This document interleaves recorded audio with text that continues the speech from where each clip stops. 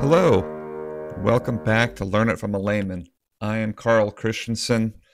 The full audio for this podcast, the book club, Frankenstein or the Modern Prometheus discussion, is only available over on Patreon. So please join us over on Patreon for the full podcast. Enjoy a few clips here, but our next Learn It from a Layman Basics of series will be available soon, and that is continuing to be freely available. But to listen to our full book club series, please join us on Patreon. Hope to see you there and enjoy. Thank you.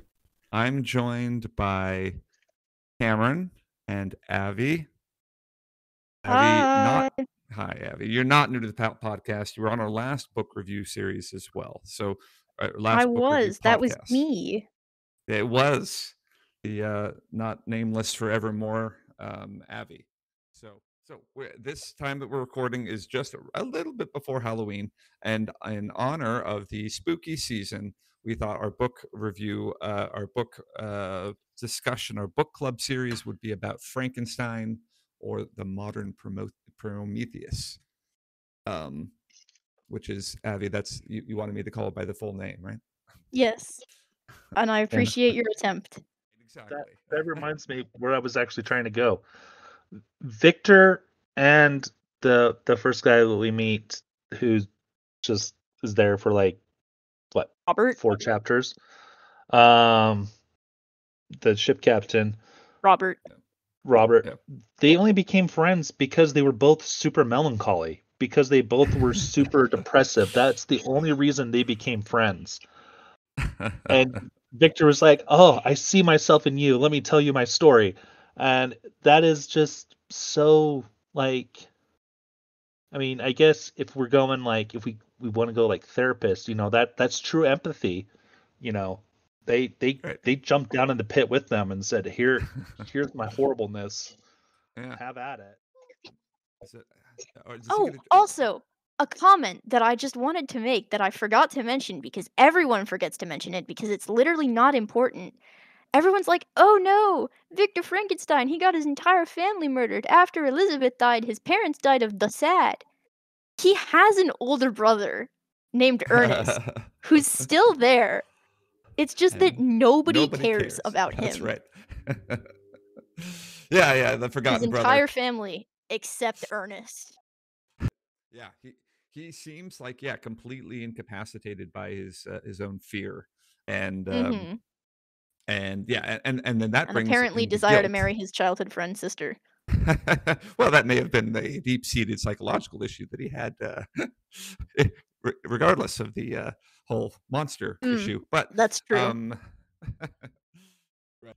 But yeah, the guilt that he has. So that's something very common in a lot of these classic books. I'm thinking of like Crime and Punishment and things like that, where like guilt essentially drives you mad. And so Frankenstein, that's how he ends up, right? Once his wife, or his wife to be, is killed, he goes, I'm going to go get revenge, and pursues it until he dies. So, which is also the plot of Star Wars. Right. Consequences and so forth. So there's a whole other slice that we just don't have time to talk about. It's a long way of getting. But anyways, a long way of getting the answer. Sorry? Yeah, the long way of getting the answer wrong, Tim. The answer is the blind man. So I'm sorry. No points awarded. The blind man. And because people with disabilities are just villainous, full stop, right? Don't. And Carl, I'm looking at you when you. Sorry, I'm trying to be as offensive as possible. I know. Yeah, no, we actually are not against anyone with any type of disability, it turns out. But yes. And then in later editions, they changed it to be just adopted. Yeah. But yeah, anytime you're writing a love letter and addressing your romantic interest as a cousin, yeah, I've got some beef. Yeah.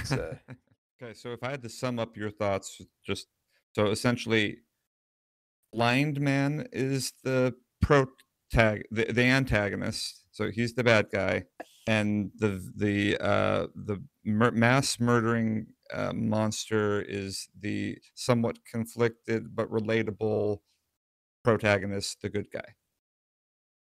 That's right. If you Okay, get out of that's this, what I got. Tim All can right. relate to mass murderers. There we go. That's a Okay. Interesting take, Tim. We'll